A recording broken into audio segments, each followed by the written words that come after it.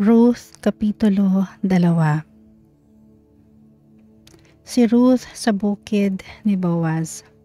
Isang araw sinabi ni Ruth kay Naomi, "Pupunta po ako sa bukid at mamumulot ng mga uhay na naiwan ng mga gumagapas. Doon ako sa may likuran ng sinumang papayag." Sumagot si Naomi, "Ikaw ang bahala, anak." Kaya't si Ruth ay nagpunta sa bukid at namulot ng mga uhay kasunod ng mga gumagapas. Nagkataong ang napuntahan niya ay ang bukid ni Boaz, isang kamag-anak ni Elimelech na napakayaman at iginagalang sa kanilang bayan. Di nagtagal, dumating naman si Boaz mula sa Bethlehem. Sumainyo si Yahweh, ang bati niya sa mga gumagapas. "Pagpalain naman kayo ni Yahweh," sagot nila. Na makita si Ruth, itinanong ni Boaz sa katiwala, "Sino ang babaeng iyon?" "Siya po ang Moabitang kasama ni Naomi nang umuwi rito mula sa Moab," sagot ng katiwala. Nakiusap po siyang makapamulot ng nalalaglag na mga uhay.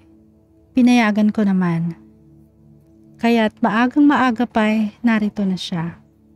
Katitigil lamang niya para magpahinga sandali. Nilapitan ni Boaz si Ruth at kinausap, "Anak, huwag ka nang pupunta sa ibang bukid. Dito ka na lamang mamulot kasama ng aking mga manggagawang babae. Tingnan mo kung saan sila gumagapas at sumunod ka. Sinabi ko na sa mga tauhan ko na huwag kang gambalain.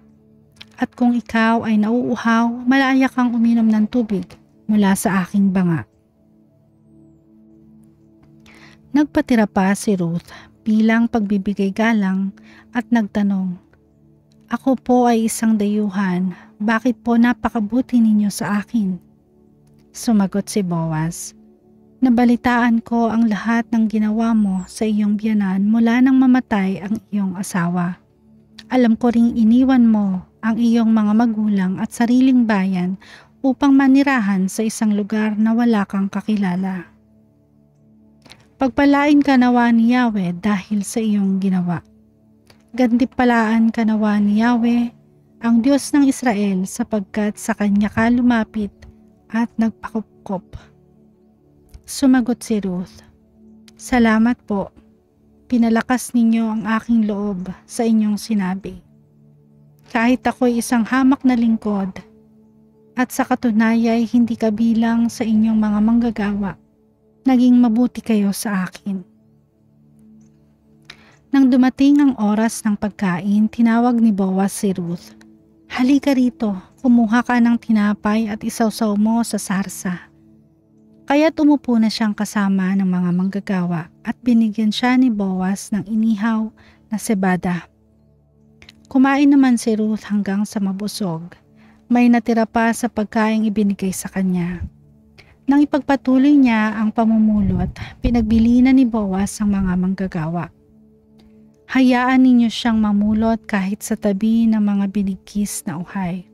Huwag ninyo siyang babawalan. Maglalaglag kayo ng mga uhay mula sa binigkis para may mapulot siya." Si Ruth ay namulot hanggang gabi at pagkatapos ay giniik niya ang kanyang napulot. Halos 5 salop na sebada ang nakuha niya. Umuwi si Ruth at pinakita sa kanyang biyanan ang naipong sebada at ibinigay pa niya sa matanda ang lumabis niyang pagkain. Nagtanong si Naomi, "Saang bukid ka ba namulot ngayon? Pagpalain nawa ng Diyos ang taong nagmagandang loob sa iyo." At ikinuwento ni Ruth ang nangyari sa kanya sa bukid ni Boaz. Kaya't sinabi ni Naomi, "Pagpalain nawa siya ni Yahweh na hindi nakalimot sa kanyang pangako sa mga buhay at sa mga patay." Idinugtong pa niya, "Malapit nating kamag-anak ang taong iyon, isa sa mga may tungkuling mga laga sa naiwan ng mga yumao." Nagpatuloy ng pagsasalaysay si Ruth. Sinabi pa niyang magpatuloy akong mamulot sa kanyang bukid hanggang sa matapos ang anihan niya. Sumagot si Naomi, "Oo nga anak, baka mapahamak ka lamang kung sa ibang bukid ka pupunta. Mabuti ngang manatili kang kasama ng kanyang mga manggagawang babae." Ganoon nga ang nangyari. Namulot si Ruth kasama ng mga gumagapa sa bukid ni Boaz hanggang sa maaning lahat ang trigo at ang sebada, at namuhay siya sa piling ng kanyang biyanan.